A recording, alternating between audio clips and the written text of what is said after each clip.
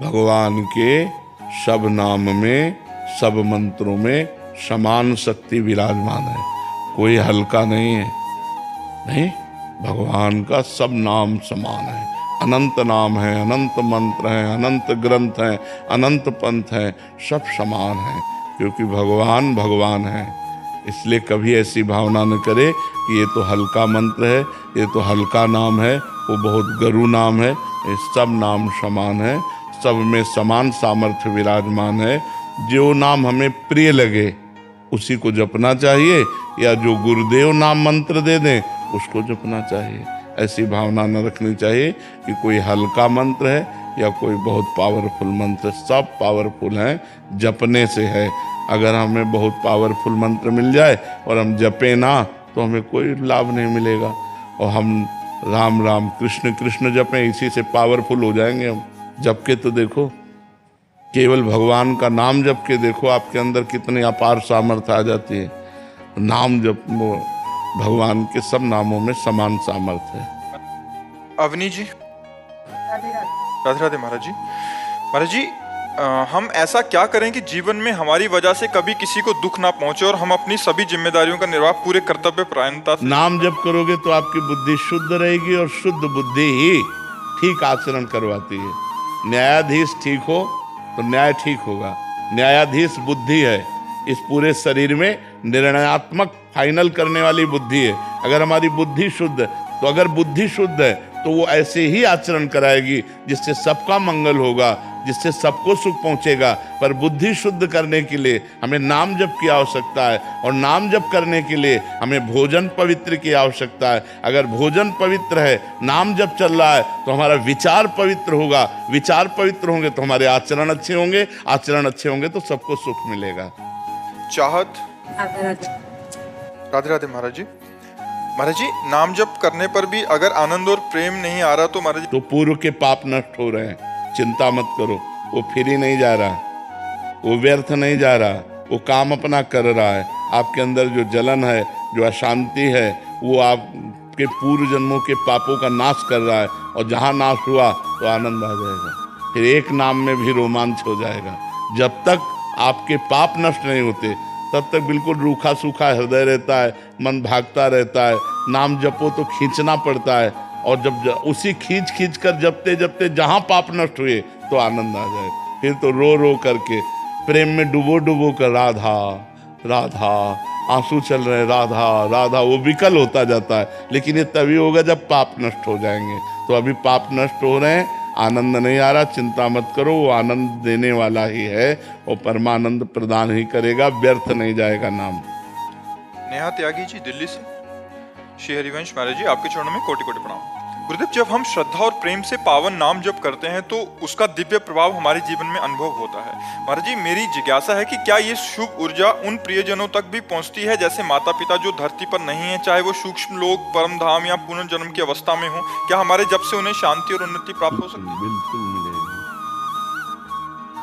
इस शरीर से जिसका जिसका संबंध रहा है, यदि ये पाप कर्म करेगा तो उन संबंधियों को दुख पहुंचता है, और यदि पुण्य कर्म करेगा तो सुख पहुंचता है। यदि भगवान का भजन करेगा तो कल्याण होता है। 21 पीढ़ियों का कल्याण हो जाता है, सामने शास्त्रों में पढ़ा है। तो माता पिता को तो भगवत कृपा प्राप्त हो ही जाएगी, यदि डट के भजन किया जाए और अपने को भगवत प्राप्ति हो जाए तब। ये तब है, 2-4 माला से नहीं है, ये निरंतर भजन करते हुए जब हम भगवत प्राप्त हो जाते हैं तो हमारा कुल धन्य हो जाता है। सो कुल धन्य उमा सुन, जगत पूज्य सुपनीत, श्री रघुवीर परायण, जिह जन उपज विनीत। भगवान शंकर कहते हैं, हे उमा सुनो, वो कुल धन्य हो जाता है जिसमें विनय संपन्न गंभीर गुण वाला भगवान का भक्त पैदा होता है, जो निरंतर भगवान का नाम जप करता है। वो अपने कुल को पावन कर देता है। नाम प्रसंग कहे तो उपदेश, जहाँ या धर्म धन्य सो देश, धन्य सो कुल जेहि जन्म भयो, धन्य सो तात, धन्य सो माय, संतत सकल सुनो चित लाए। श्री हरिवंश प्रताप। जो भगवान नाम जप करता है, भगवान नाम श्रवण करता है, भगवान नाम कीर्तन करता है, वो जिस देश में वास करता है वो देश धन्य हो गया। जिस कुल में जन्म लेता है वो कुल धन्य हो गया। माता पिता हैं वो धन्य हो गए, तो धन्य धन्य हो जाता है। सातरति सा लोकांतार्यति, वो खुद तर सकता है, खुद तर जाता है, लोगों को तार देता है जो भगवान का भजन करता है। भजन में बड़ी सामर्थ्य है, पर डट के भजन करे। 2-4 माला की बात नहीं, निरंतर भजन जो कर रहे हैं वो अपने कुल को भी पावन कर देते हैं। गुरविंदर कौर भाटिया जी, प्रयागराज। राधे राधे महाराज जी, आपके चरणों में कोटि कोटि नमन। महाराज जी, मैं गुरु ग्रंथ साहिब जी का नित्य पाठ करती हूँ। जैसे कि गुरु ग्रंथ साहिब में लिखा है और आप श्री के श्रीमुख से भी सुना है कि हमेशा प्रभु का सिमरन करो, संतों के प्रति सेवा भाव रखो। मेरा सवाल है कि घर गृहस्थी वाले प्रभु का स्मरण करते हैं तो एक ध्यान अंदर से रहता है कि प्रभु हमारे परिवार की पर दृष्टि रखिएगा, बच्चों को सद्बुद्धि दीजिएगा। महाराज जी, ये अच्छा है, इसमें कोई परेशानी नहीं, बहुत अच्छा है। हम किससे कहेंगे जब हमारे वही सब कुछ है, तो हमारा जो परिवार है उसकी पूर्ति के लिए हम धन की भी आकांक्षा उन्हीं से करेंगे, और उस परिवार की रक्षा के लिए, संकट निवृत्ति के लिए भी हम उन्हीं से प्रार्थना करेंगे। प्रभु के सिवा हमारा कोई नहीं है, तो इसलिए ऐसा करना अनुचित नहीं है, करना ही चाहिए। क्योंकि हमारा परिवार है, गृहस्थी में है, तो हमारा परिवार सद्बुद्धि वाला बने, स्वस्थ रहे, हमें ऐसा धन मिले जिससे हम अपने परिवार का पोषण कर सकें। ये चाह तो हमें बनी ही रहेगी, क्योंकि हम गृहस्थ हैं, हमारा परिवार है, ये तो चाह रहेगी और रहना भी चाहिए, और भगवान से प्रार्थना करनी चाहिए। वो एक निष्काम भक्ति इस भक्ति के ऊपर जागृत होती है, वो इसका फल होगी। जब वो भक्ति जागृत होगी तो सारी जिम्मेवारी भगवान संभाल लेते हैं और वो निष्काम हो जाता है, उसके अंदर कोई कामना नहीं होती। आगे से आगे भगवान सब परोसते रहते हैं उसको जो जरूरत होती है, क्योंकि भगवान सर्वज्ञ हैं, भगवान सब कुछ जानते हैं। तो जो जरूरत होगी, हम ऐसा देखते हैं कि जैसे हमें जरूरत है 10 रुपया की, तो 11 रुपया आ जाएंगे। 10 की चिंता तुम्हें नहीं करनी, एक एक्स्ट्रा आ गया है कि 10 तो काम में प्रयोग कर लो, एक अपने विश्वास के लिए रख लो कि 10 की जरूरत थी, 11 मालिक ने दे दिए। तो ऐसा जब हम अनुभव करने लगते हैं तो अपनी कामनाएं शांत हो जाती है कि यार कामना क्या करना है, भगवान अपने से आप पूरा कर रहे हैं। पर ये उच्च कोटि की भक्ति है। अभी हमारी जो भक्ति है वो कामना वाली है, तो हम जो भी कामनाएं करें केवल प्रभु से करें। और सही बात, हमारी रक्षा और हमारी कामनाओं की पूर्ति भगवान ही कर सकते हैं। ये संसार स्वयं भिखारी है, ये क्या कर सकता है? जिससे तुम मांग रहे हो वो भी मांगने वाला है, जिससे तुम मांग रहे हो वो भी मांग रहा है, उसके अंदर भी कामना है, तो वो हमें क्या तृप्त कर सकता है? तृप्त तो वो कर सकता है जो जगत का मालिक है, इसलिए हमें उसी से मांगना चाहिए। वो हमारा पिता है, वो हमारा स्वामी है, हम उससे मांग सकते हैं। पर मांग तभी पूरी होगी जब 2 बातें होंगी, या तो तुम्हारा अनुष्ठान जोर का होगा, भजन तो पूरी होंगी, या भाव जोर का होगा। भजन भी नहीं है लेकिन भाव लग गया कि प्रभु अब तुम ही बचा सकते हो, तो निश्चित चमत्कार हो जाएगा। जैसे द्रौपदी जी का अंतिम भाव जुड़ा कि अब तो कोई रक्षा करने वाला नहीं, तो गोविंद वस्त्र बन गए, भगवान उनके वस्त्र ही बन गए। जब गजेंद्र को पता चला कि अब की झटके में गिरा मुझे डुबो देगा, तो हरि, तो भगवान उसी समय आकर के जब बिल्कुल एक तार कनेक्शन होगा तब तुम्हारी बात सुनी जाएगी। भगवान का फोन नंबर क्या है? भाव। भाव बिन सुनी पुकारे मैं कभी सुनता नहीं। और भाव पूरित टेर ही, टेर माने पुकारना, भाव पूरित टेर ही करती मुझे लाचार है।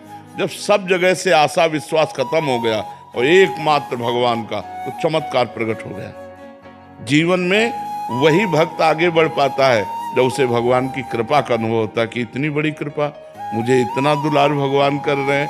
तो ये तभी होगा जब केवल भगवान का आश्रय होगा। किसी वस्तु व्यक्ति का आश्रय तो चंद सहयोग कर सकता है, लेकिन हमें पूर्ण निष्काम भगवान बना सकते हैं।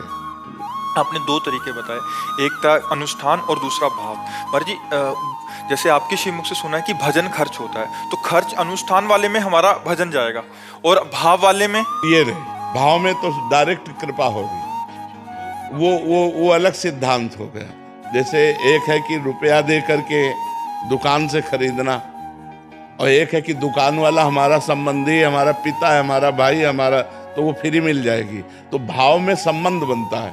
ईश्वर अंश जीव अविनाशी, अंश जो जीव है वो अपने अंशी भगवान से पुकार कर कह रहा कि अब आपके सिवा कोई नहीं, तो वो वहाँ भजन की बात नहीं रहेगी, वहाँ भाव की बात है। भाव से सीधा कनेक्शन की पूर्ति होगी।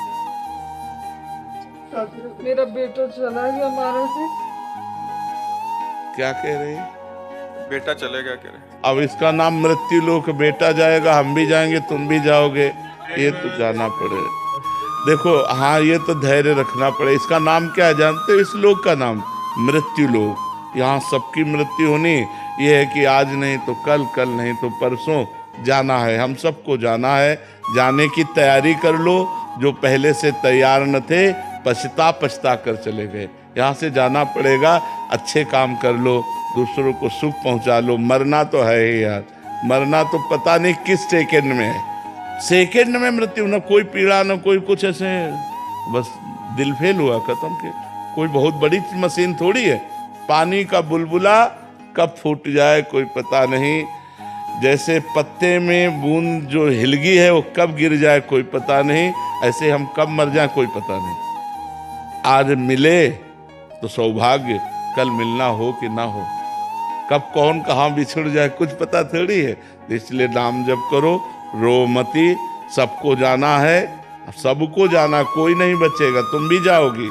नाम जप कर लो। अब जो अपने रिश्ते नातेदार मर रहे हैं उनके लिए नाम जप करके दो, उनका भी कल्याण हो जाए और आपका भी कल्याण हो। रोने से काम नहीं चलेगा, कोई किसी की सुनने वाला नहीं है।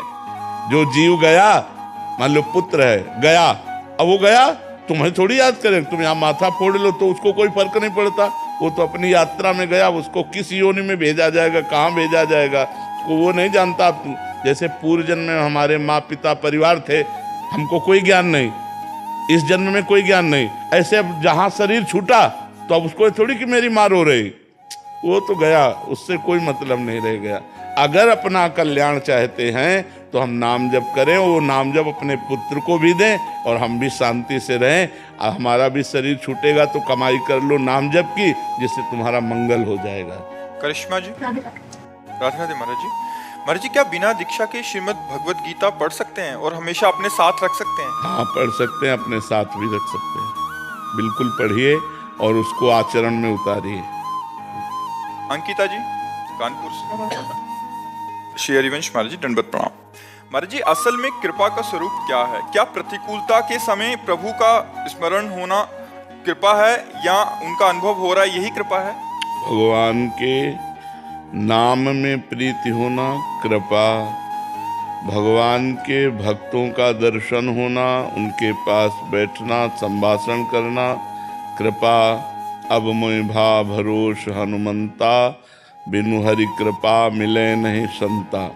संतों का मिलना भगवान की कृपा। हरिवंश कृपा हरिवंश कहें, हरिवंश कहें हरिवंश लहें। भगवान की कृपा से ही भगवान का नाम जप होता है और जो नाम जप करते हैं वो भगवान के कृपा पात्र हैं। श्री राधिका कृपा बिनु सबके मनन अगम्य, प्रथम यथामति प्रणवंशी वृंदावन अतिरम्य।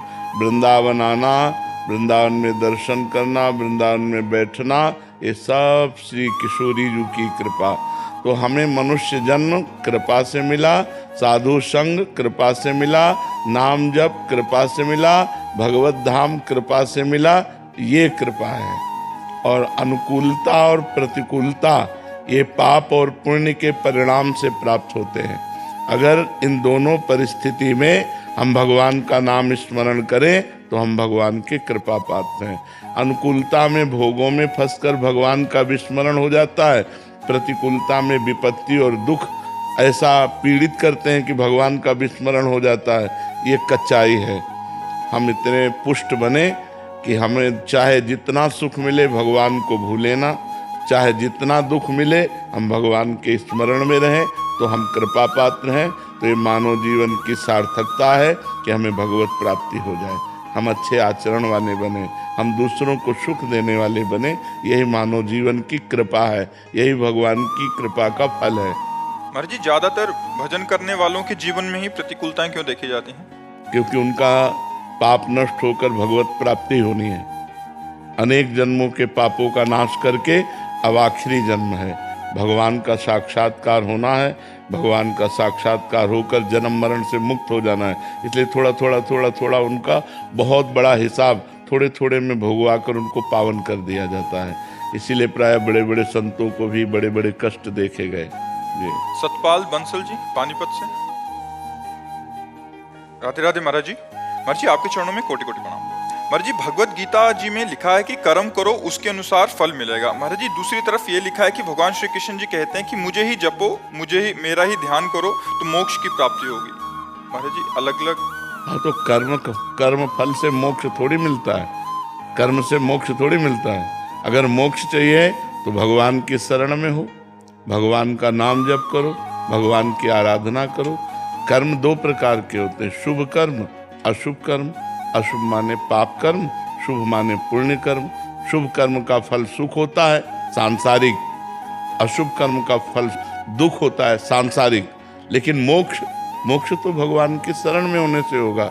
इसलिए भगवान की शरणागति, भगवान का नाम जप, भगवान की आराधना, ये हमें शुभ और अशुभ दोनों कर्मों से मुक्त करके आनंदमय, परमानंदमय, विज्ञानानंदमय, अखंडानंदमय, प्रेमानंदमय बना देती है। तो भगवान की आराधना अलग चीज है और कर्म अलग चीज है।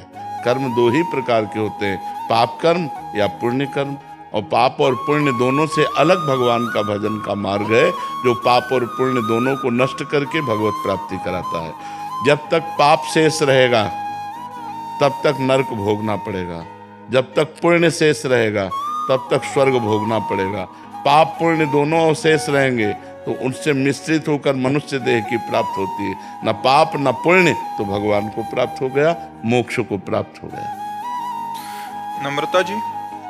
राधे राधे महाराज जी। महाराज जी, हम अपने जीवन को इतना सुंदर कैसे बनाएं कि संत हमें अपना मान लें, या संतों के प्रेम को कैसे प्राप्त किया जा सकता है? भगवान की शरण होकर खूब नाम जप करो। हम पूरे जीवन का अनुभव कहते हैं, यदि भजन नहीं करोगे तो कुछ नहीं है। भजन करो, सब कुछ प्राप्त हो जाएगा, जो चाहिए आपको। खूब भजन करो, भजन से ही सारे सद्गुण प्रकट होते हैं। देखो, गोस्वामी तुलसीदास जी जब राम नाम का आश्रय लिया तो महान हो गए। बिल्वमंगल जी कृष्ण नाम का आश्रय लिया, महान हो गए। अपने लोग राधा नाम का आश्रय लिया तो देखो, आप लोग कृपा करके दर्शन देने आते हैं। नाम का प्रभाव, केवल नाम। हमें लगता है यदि हम नाम जप करें तो हमारी सारी समस्याओं का समाधान हो जाएगा। यदि हम नाम जप करें तो हमारे अंदर सारे सद्गुण आ जाएंगे। यदि हम नाम जप करें तो जब हमें भगवान प्यार करेंगे तो सब प्यार करेंगे। देखो, कहा है, जा पर कृपा राम की हुई ता पर कृपा करे सब कोई। माँ का प्यार, पिता का प्यार, भाई का, परिवार का, पति पत्नी, सुख संसार, इन सबको बचपन से छोड़कर भगवान के लिए चले तो आज प्यार ही प्यार देने वाले हैं। भगवान इतने रूपों में हमें प्यार कर रहे हैं। यदि हमने संसार से प्यार नहीं किया तो मालिक इतने रूपों में प्यार कर रहा है, तो वही आपको भी प्यार कर रहा है। पर आप भगवान से विमुख होकर के संसार में फंस रहे हैं। अगर आप नाम जप करें तो आपके अंदर ऐसे सद्गुण प्रकट होंगे कि भगवान आपको प्यार करेंगे। और जब भगवान प्यार करेंगे तो सब प्यार करेंगे आपको। संत, महात्मा, बड़े बड़े व्यक्त, अव्यक्त, ऋषि, मुनि, सब। जामवंत जी भगवान श्री राम से कह रहे हैं, जा पर नाथ करो तुम दाया, ताय सदा शुभ कुशल निरंतर, सुर नर मुनि प्रसन्नता ऊपर। हे नाथ, आप जिस पर कृपा कर दो तो देवता, ऋषि, मुनि सब उस पर कृपा कर देते हैं, सब उस पर प्रसन्न हो जाते हैं। तो भगवान का नाम जप करो। नाम जप से ऐसे सद्गुण प्रकट होंगे जिससे हमारे भगवान प्रसन्न हो जाएंगे। और भगवान प्रसन्न हो जाएंगे तो चराचर जगत प्रसन्न हो जाएगा। जा पर कृपा राम की होई ता पर कृपा करे सब कोई। मीनाक्षी शर्मा जी। गाजियाबाद से। राधा वल्लभ श्री हरिवंश महाराज जी। महाराज जी, जैसे कि आप बोलते हो कि स्वाध्याय करना चाहिए, हमारा भगवान में दृढ़ विश्वास होता है। अभी मैं योग वशिष्ठ पढ़ रही हूँ, उसमें भक्त लीला का एक अध्याय है कि वो सरस्वती माता जी की भक्त होती है और उसके पति राजा पद्म की जब मृत्यु होती है तो वो सरस्वती माता का आवाहन करती है, तो वो लीला को चिदाकाश, चित्ताकाश, चिन्मयाकाश और भूताकाश के बारे में बताती है। महाराज जी, ये क्या आकाश? असल बात तो कोई कथा नहीं है, वो अपने ही शरीर की बात है। चित्ताकाश अंदर चित्त है ना, जैसे आप देखो स्थूल शरीर सो गया तो भूताकाश खत्म, अब जो स्वप्न होता है वो कहाँ होता है? वो चित्ताकाश में होता है। समझ पा रहे हैं हमारी बात? अगर थोड़ा ज्ञान होगा तो समझ पाओगे, नहीं तो योग वासिष्ठ ज्ञान ग्रंथ है, वो कोई भगवान की लीला कथा वाली बात नहीं है, वो ब्रह्म बोध के लिए है। उसमें जो सरस्वती जी लीला को उपदेश कर रहे हैं वो कई जन्मों का दृश्य दिखा रहे हैं। देख, पूर्व जन्म में तू यहाँ थी, पूर्व जन्म में ये राजा था, पूर्व जन्म में उसके तीसरे जन्म में ये था, उसके चौथे जन्म में था, उसको ज्ञान प्रदान कर रहे हैं। तो चित्ताकाश जब आप स्वप्न में देखते हैं तो चित्ताकाश में ही देखते हैं। जब एकांत में आप बैठते हैं तो आप चित्ताकाश में ही सब कल्पनाएं देखते हैं। समझ पा रहे हैं हमारी बात? ये ज्ञान की बात है। जैसे हम शयन किए हुए होते हैं तो स्थूल शरीर सोया होता है तो हमारा भूताकाश खत्म हो जाता है। अब हम अंदर जो देखते हैं नया संसार स्वप्न में, वो चित्ताकाश में देखते हैं। इसके बाद जब चित्ताकाश का भी नाश कोई कर दे तो फिर दिव्य लीला प्रकट होती है, वो चिन्मय आकाश। उस चिन्मय आकाश में चिन्मय लीला होती है, उसका परिचय नहीं प्राप्त हो सकता जब तक साधना नहीं होती। तो ये जो भूताकाश है, चित्ताकाश है, चिन्मयाकाश को चिदाकाश कहते हैं। चिदाकाश में सारी भगवान की लीलाएं होती है, रामावतार की लीला, कृष्ण अब भी हो रही है। इसी समय अनंत ब्रह्मांड में, किस ब्रह्मांड में भगवान की कौन सी लीला हो रही, ये बैठे, ये सिद्ध पुरुषों का ज्ञान योग का वर्णन है, वो कोई साधारण कथा नहीं है। जो लीला सरस्वती जी की है वो कथा नहीं है, वो इसी पूरे स्थूल शरीर, सूक्ष्म शरीर, कारण शरीर और अपने ब्रह्म स्वरूप, इसका वर्णन है। उसमें रति कराने के लिए वो कई जन्मों के दृश्य दिखा देती है सरस्वती जी। देख, इस जन्म में तू इसकी पत्नी हुई, इस जन्म में तू यहाँ थी, इस जन्म में तू ये पिता थी, इस जन्म में तू ये थी। वो जब पूरा दिखा देती तब उनको वैराग्य होता है, अरे मैं तो व्यर्थ में माया में फंसी हूँ, तब उनको ब्रह्मबोध कराती सरस्वती जी। महाराज जी, आप कह रहे हैं कि आप दिल के विशेषज्ञ डॉक्टर हैं। महाराज जी, आपने बताया कि जैसे कि आप बताते हैं कि एक बार कोई पुरुष किसी अन्य महिला को किसी अवस्था में देख लेता है तो उसका जीवन नष्ट हो जाता है, पर डॉक्टर होते हुए महिला मरीजों की जांच करनी पड़ती है। अगर बिना किसी कुभाव से ये सेवा मानकर किया जाए तो इसका कोई हानि तो नहीं होगी? नहीं, बिल्कुल नहीं होगी। अलग अलग पॉइंट हैं। हम किसी को गलत ढंग से देखते हैं तो एक अलग बात होती है, और उन्हीं द्वारों पर रोग हो जाए तो डॉक्टर उन्हीं द्वारों का ऑपरेशन करता है, तो वो कोई उसके लिए पाप या उसकी मनोमालिन्यता थोड़ी है, वो तो उसकी रोग निवृत्ति के लिए है। मान लो शरीर है, किसी भी अंग में कुछ ऐसा हो सकता है, तो उस अंग के हमारे जो रोग निवृत्ति के ज्ञान हैं उनके द्वारा हम उसे गंदी भावना से नहीं देखते। अच्छा, जैसे मानो अंग प्रत्यंगों में या प्राइवेट पार्टों में रोग हो जाते हैं तो उनको कोई काम थोड़ी सताता है, उनके अंदर कोई गंदा भाव थोड़ी आता है, और गंदा भाव आवे तब तो बहुत ही निकृष्ट बात है, फिर मंगल नहीं माना जाएगा। गंदा भाव ना आते हुए, अब जैसे एक ऑपरेशन थिएटर में है, चाहे स्त्री का ऑपरेशन हो चाहे पुरुष शरीर का ऑपरेशन हो, उस समय पूरा डॉक्टर का बैच ही उसके जीवन का रखवाला होता है, पूरे शरीर का रखवाला होता है, क्योंकि उसके घरवाला तो कोई अंदर जा नहीं सकता। क्यों? घरवाला तो कोई ऑपरेशन थिएटर के अंदर जा नहीं सकता, वो डॉक्टर और डॉक्टर का परिकर ही जाने कि अब वो क्या देखता है, क्या करता है, क्योंकि जो मरीज है वो तो बेहोश हो गया, चाहे स्त्री शरीर हो चाहे पुरुष शरीर हो। अब आप डॉक्टर जन उसके रखवाले हैं, पूरी जिम्मेवारी आपकी है, जहाँ जो ऑपरेशन करना है जैसा, वो आपकी जिम्मेदारी। आप वहाँ क्या करते हैं वो सबसे बड़ा डॉक्टर देख रहा है, भगवान। जो आप कर्म करेंगे वही आपको भोगना पड़ेगा। अगर आप वहाँ कोई गलत हरकत करते हैं तो वो आपके जीवन के लिए बहुत हानिकारक होगी। आप ईमानदारी से मरीज के साथ बर्ताव करते हैं, क्योंकि मरीज बेहोश, उसके शरीर का रखवाला कोई परिवार का है नहीं, और आप ही पूरी जिम्मेवारी की हो। तो हमें लगता है 1000-2000 डॉक्टर में किसी एक की ऐसी मनोमालिन्यता हो तो नहीं कह सकते, नहीं, बकाया बड़ी ईमानदारी से मरीज के साथ बर्ताव किया जाता है और वो भगवान की पदवी प्राप्त करता है। लोग कहते भी डॉक्टर भगवान का दूसरा स्वरूप है, ऐसा माना जाता है। वो इसीलिए माना जाता है कि वो पूरी ईमानदारी से बर्ताव करता है। तो हमें लगता है ऐसी परिस्थितियों में ये कोई पाप नहीं है, ये मनोमालिन्यता ही पाप है। जैसे हम मन को मलिन करके किसी स्त्री को देखते हैं, और ऐसे तो हम अपनी बहन को भी देखते हैं, बेटी को भी देखते हैं, माँ को भी देखते हैं, तो हमारे अंदर मनोमालिन्यता थोड़ी आ जाती है। अगर हम अपनी माँ बहन के समान अन्य माता बहनों को देखें तो कोई परेशानी नहीं, लेकिन हम गलत दृष्टि से देखेंगे तब वो पाप हो जाता है, जब हम गलत दृष्टि से देखते हैं। इसलिए आप खूब सेवा करो, उसमें कोई परेशानी नहीं। Doctor Smith Kaur ji. राधे राधे राधे राधे महाराज जी। महाराज जी, आप कह रहे हैं कि आप बच्चों के डॉक्टर हैं। महाराज जी, ऐसा बोला जाता है कि जब बच्चा जन्म लेता है तो माता के गर्भ से बाहर आकर सब भूल जाता है। बच्चों का डॉक्टर होने के कारण उनका जन्म होने पर माता पिता से भी पहले उन्हें पकड़कर उनके स्वस्थता की जांच का सौभाग्य मिलता है। उस दौरान उस बच्चे को राधा नाम या प्रभु का नाम सुनाने का महाराज जी क्या महत्व होगा? क्या उसको नाम यदि आप उसे राधा नाम, भगवान नाम सुनाते हैं तो पहला संस्कार उसके अंदर जो पड़ेगा वो जीवन में बहुत प्रकाश होगा, बहुत प्रकाश होगा। आप धन्यवाद की पात्र बनेंगे यदि बच्चा को कान में भगवान नाम सुनाएंगे। ये आपको बहुत बड़ा दान होगा, क्योंकि सृष्टि में प्रथम आगमन पर उसके कान में भगवान का नाम पड़ा। भगवान का नाम जरूर सुनाइए, उसका परम मंगल होगा। वो आगे चलकर धर्मात्मा पुरुष बन सकता है, यदि पूर्व के ज़्यादा पाप ना हुए तो। अगर वो संस्कार उसके अंदर बैठ जाएगा, वो धर्मात्मा पुरुष बन जाएगा।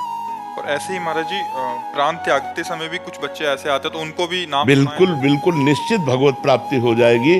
अंतिम समय में यदि वो भगवत स्मरण नहीं कर पा रहा है, भगवत स्मरण करने की क्षमता होती है, लेकिन जब मृत्यु की दशा आती है तो क्षमता खो जाती है, तो यदि हम उसके कान में नाम सुना देते हैं तो जो स्मरण करने का फल है वही श्रवण करने का फल है, उसको निश्चित भगवत प्राप्ति होगी। जरूर सुना देना चाहिए। आसपास अगर किसी के प्राण निकल रहे हों, पशु पक्षी के भी, तो जाके राधा राधा राधा राधा राधा राधा, निश्चित उसको भगवत प्राप्ति होगी। महाराज जी, कभी कभी जब प्रश्न पढ़ते हैं या समाज में देखते हैं, महाराज जी इतना ज़्यादा बढ़ गया है महाराज जी, स्कूल आदि में, कॉलेज आदि में, मतलब दोस्ती मतलब केवल इसी पे निर्धारित हो गई है कि अंडा मीट, दारू, शराब, ये सब। और ये सब महाराज जी कब, ये तो और बढ़ता ही जाएगा। क्या है कि जो पाश्चात्य देश हैं, जो विदेश हैं, इनमें इन्हीं सब की बाहुल्यता है। वहाँ धर्म की तो कोई बात है नहीं। विदेशों का जो मूल उद्देश्य है वो भोग परायणता है। खूब धन कमाओ, खूब अच्छे अच्छे भोजन पाओ। अच्छे अच्छे का मतलब कोई पवित्रता से मतलब नहीं है, उनकी जो भावना में अच्छा हो, और भोग को सजा के भोगो। आज इस घाटी पे जा रहे हैं, आज उस पार्टी पे जा रहे हैं, और अपने यहाँ धर्म से जीना है। अपने यहाँ होता है धर्म को लेकर के चलना है। तो हमें लगता है हम अपने देश की बात समझें, हम अपने उद्देश्य, और आप उसका परिणाम देखिएगा। यदि आप ये सब नहीं खाते पीते हैं तो आपका एक स्वस्थ जीवन रहेगा, आपकी बुद्धि पवित्र रहेगी। नहीं तो बुद्धि ही भ्रष्ट हो जाती है। ब्रह्मचर्य, संयम, अगर संयम और ब्रह्मचर्य में तो तुम्हारे अंदर वो बल होगा जो बल मांस खाने से नहीं होगा। मांस खाने से आप चर्बी बढ़ा सकते हो, लेकिन आप संकल्प सिद्ध नहीं हो सकते।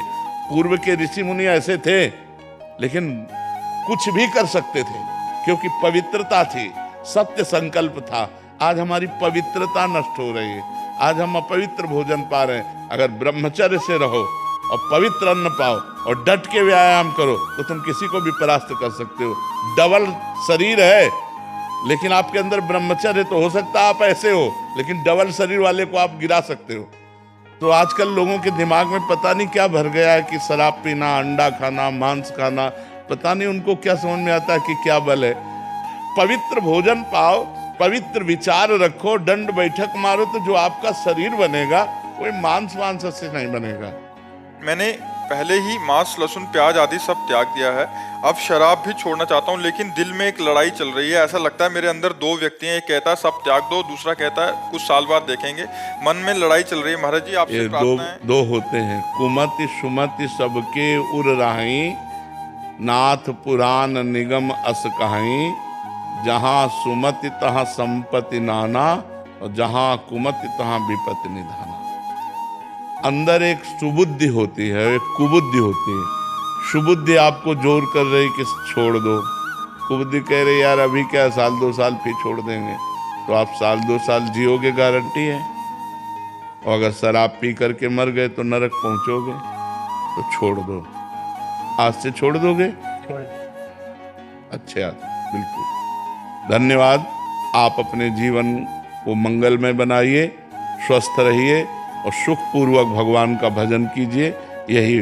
यही हमारे जीवन का लाभ है कि अगर एक भी आदमी सुधर जाए तो हम अपने जीवन को कृतार्थ मानते हैं कि हमारा जीवन किसी के काम में आ गया। तो आज से शराब मत पीना और राधा राधा राधा नाम जप करना। महाराज जी माहौल बहुत कह रहे, दोस्त, ऑफिस, घर, जगह, हर जगह चारों तरफ माहौल ऐसा है। लेकिन लंका के माहौल में विभीषण ने भक्ति कर ली, तो हम भारत के ऐसे माहौल में भक्ति कर सकते हैं। लंका के माहौल में, लंका का माहौल, और उसमें भी भक्ति कर ली विभीषण जी ने।